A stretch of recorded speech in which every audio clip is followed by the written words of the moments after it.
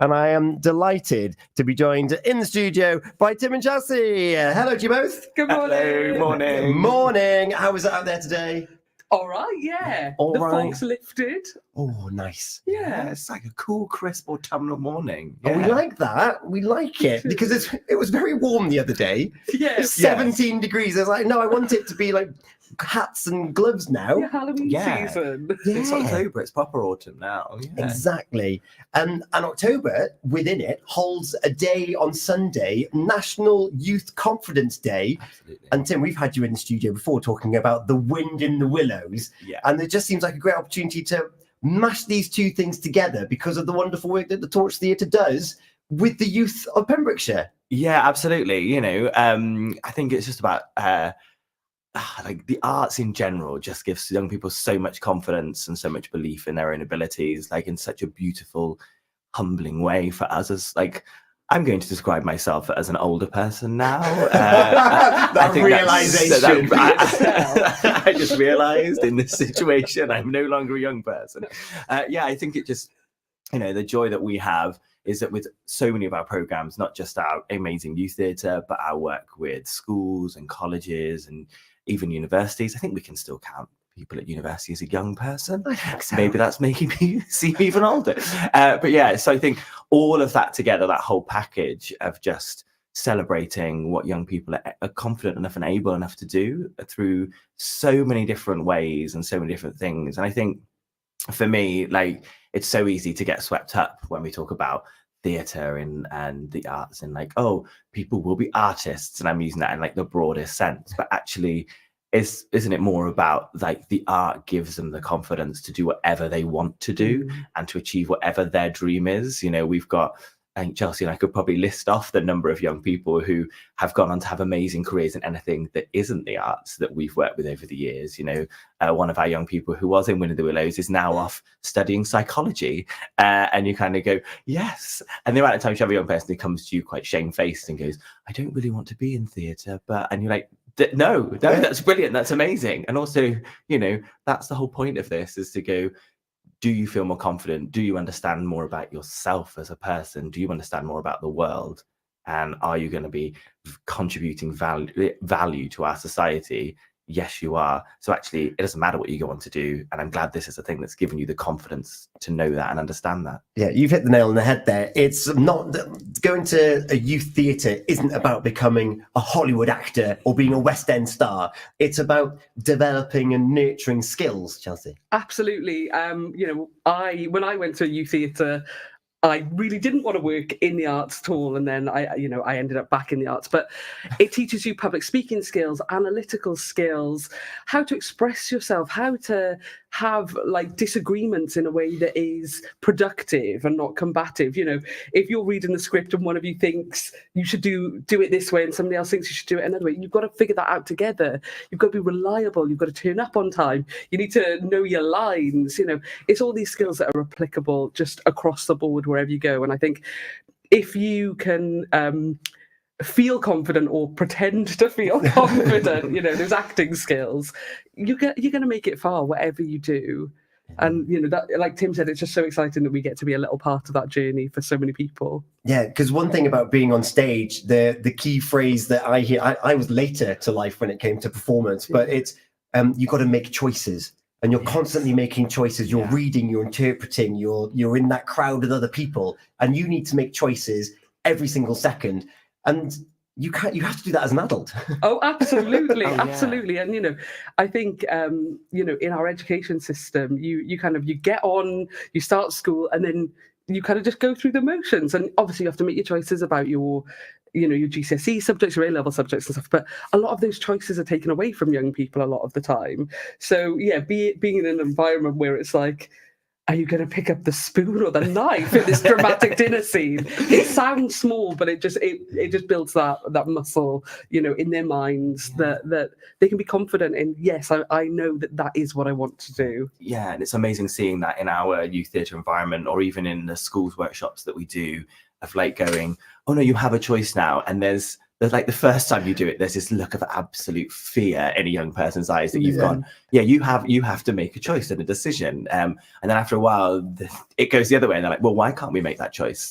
Why has that been taken away from us? And Because I'm the director. At some point, somebody has to make a decision. But yeah, but even, we're doing at the minute preparing for one of our productions with our young people for the National Theatre Connections programme. And this week we were talking through like what the poster image should be, and they were like showing me different choices they'd found via Google, and then they were writing the copy that will go online and be shared, so they're making all those active choices, and it's just lovely to see that confidence build through them as well, of going, actually, all these multiple skills, like you say, it's not just about being on stage, it's about doing all those sort of things.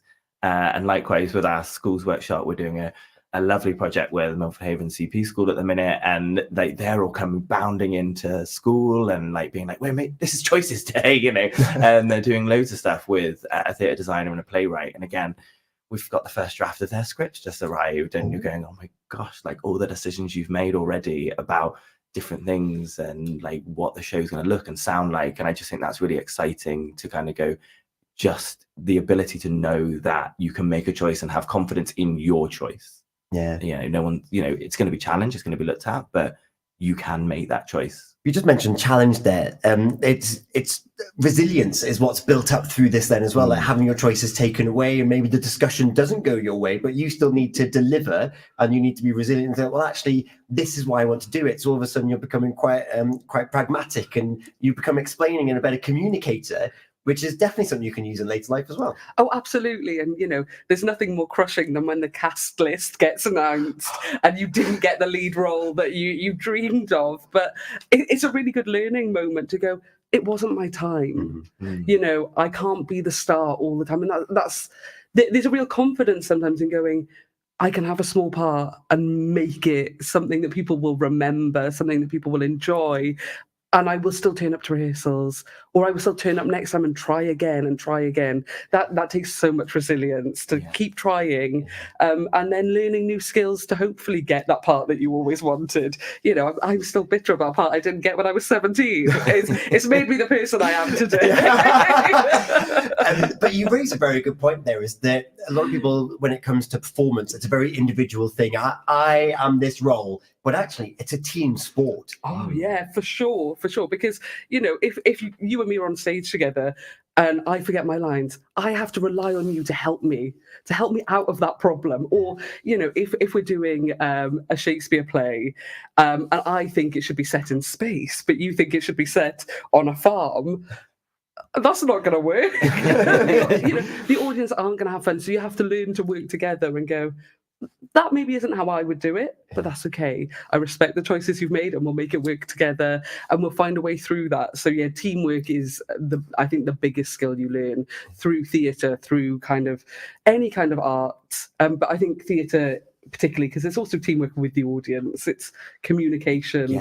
If they're not laughing, change it. What can you do? It's that, and like all those skills of like picking up on like social cues, and like, oh, there's someone's giving me something here that I don't quite understand, and it's body language, and then interpreting that, and with the range of young people that we have and we come into contact with, like a lot of them are learning those things as well, and those first like, oh, like this is what someone's body language looks like when they're not particularly happy, but they're just saying yes, to whatever it is. And like, and again, those skills as an adult that you kind of go, oh, I sense you're not happy, so I'm just going to keep that in my back of my mind that I probably need to look at that in a minute, So I just think it's such a, theatre in general, but arts, such that lovely foundation that makes people human, not just like a machine that's passing exams or achieving something in that way. So if we've got younger people, or maybe older people that have younger people in their households and they want to get involved, how can they?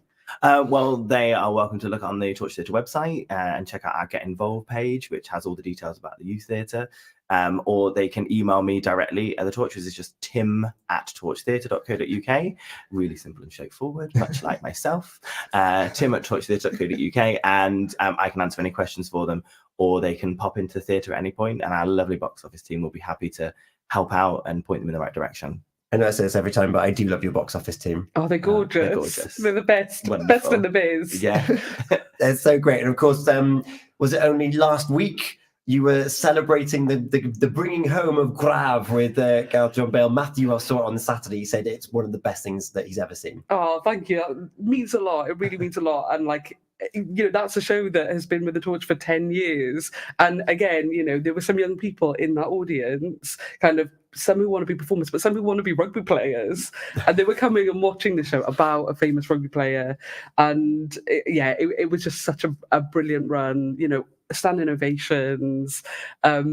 I love it in the torch when we've got a show on, that is one of our shows, whether that's one of our, our professional shows or our community shows, our youth theatre shows, because the whole building is just buzzing with that excitement. It was such a joy last week. Yeah, it's an honour to have it back. Yeah, then you had new writing with Tachwedd a couple of weeks prior to that. That's now in London. Yes, yeah. So we were working with another company, Phoebe Stringer Productions, on that to just support them.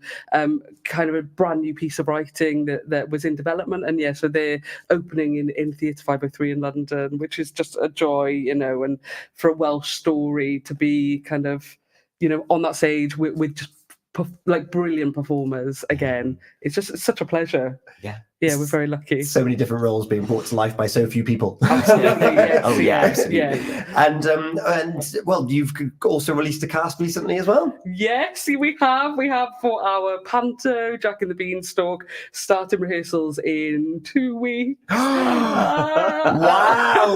Terrified. Well, our youth theatre have started their rehearsals already because one of our youth theatre groups has a little role, a little but very important role. A vitally important role. Oh. In a Pure West exclusive. I think we can announce that some of the young people will be appearing in the production. Their voices will appear in the production as the voice of the Beans. The magical beans. So they have great. worked with me and developed a small poem. It was going to be an epic poem, but Chelsea had to rein me in. So it's a small poem that they're now going to record, and that will appear in every show as the voice of the magic beans. And those are some confident beans. Oh, those are some very confident beans. I cannot wait. We've got the latest news now. Thank you so much. Embrace National Youth Confidence Day on Sunday. I can't wait to hear more from you in the future. Thank you both so much. Thank you. From Pembrokeshire, this is Pure West Radio.